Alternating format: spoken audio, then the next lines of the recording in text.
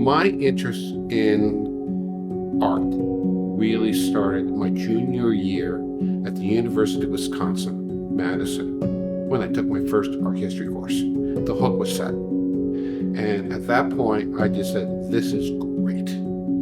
And it was a survey course, and then I took specialized courses. I actually minored in art history, which was a bit unusual for somebody who was in the extended finance and economics. And ever since that junior year, I stopped studying in the main library. I started studying in the art history library.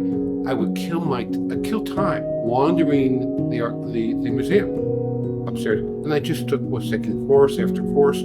I couldn't major in art history because it required languages. It required that a student had 2 languages, and I'm terrible with that. But as a minor, I could just, I could do the classics, I could do printmaking, I could do all these different things.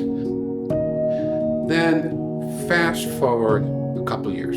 So I go off to graduate school, I get a job on Wall Street. I'm making okay money, and I don't have expenses, right? No family, no wife, modest lifestyle.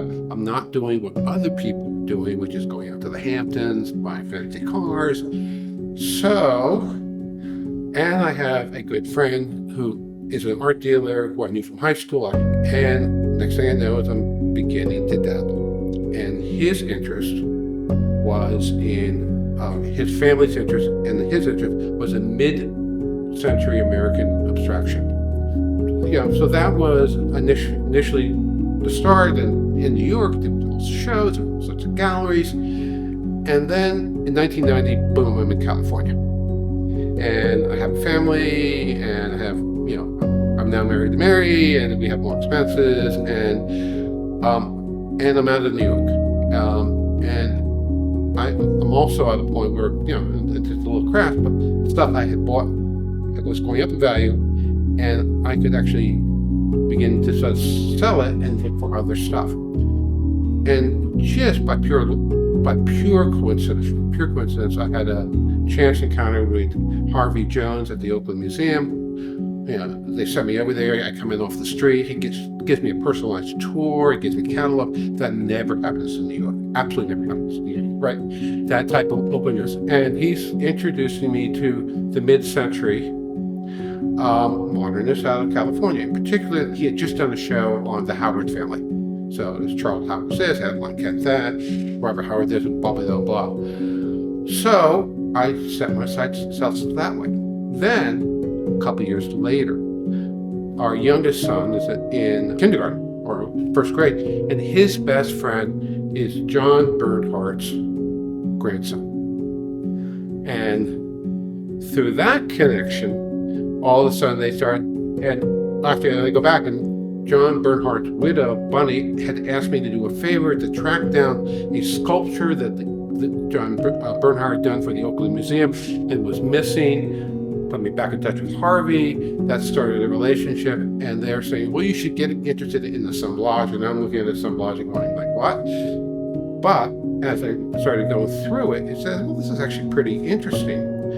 And no one else is there. Right? It's actually a real opportunity for sort of, not a deep-pocketed collector, but someone to sort of scoop up good pieces. I mean, it's not a collection, but it's assembly of assemblages. That's a fair thing to say.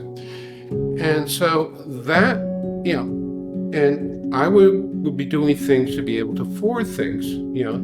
For example, this piece here, which was I love this artist, but to get this piece, I actually had to trade a far more valuable piece to get it because it was controlled by one person. But I actually liked this piece far better.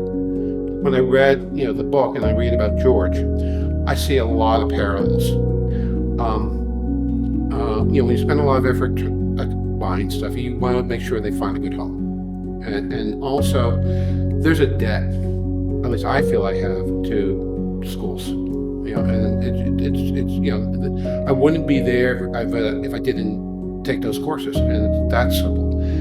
And the last thing is I really don't like selling things. I don't like the artwork. I don't like how things churn and go away. And I think it diminishes diminishes things. And so a couple of years ago, first started with Adeline Kent and the Berkeley Museum. We started gifting pieces, and that started a trend. And we really were focused on university museums. What was wonderful about the phone call that I got from Michael Duncan, who put me in touch with Bolton, was, and this is again another memory, I'm going to just diverge here. There's a piece back there called God's Pinball Machine, and I wanted to buy it. And I couldn't buy it because Toby Moss, the dealer, told me the Eccles had bought it. And I was a little unsure of myself. I'm like, oh yeah, sure, the Eccles. I didn't know what the Eccles was. And all I remember, walking out of the gallery going, who are those guys? And that was 20 years ago. And over time, I began to get familiar with it. This is not really a collection. These are pieces that need to fit in someone else's collection. I can't think of another venue that has this museum's depth in terms of this period. And, so it just fit. And so in one sense, it's a little odd for someone from the East Coast and living in Oakland, California, to be coming to Logan, Utah to be donating art. On the other side, it makes total sense.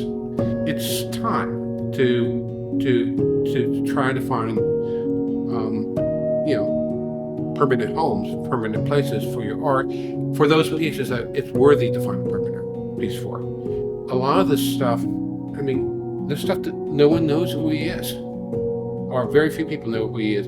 Oakland Museum has 2 wonderful pieces up by Newton Merrill, but he's an unknown. And you guys had such a head start, and obviously a really good sense of collecting things well before the mainstream found them.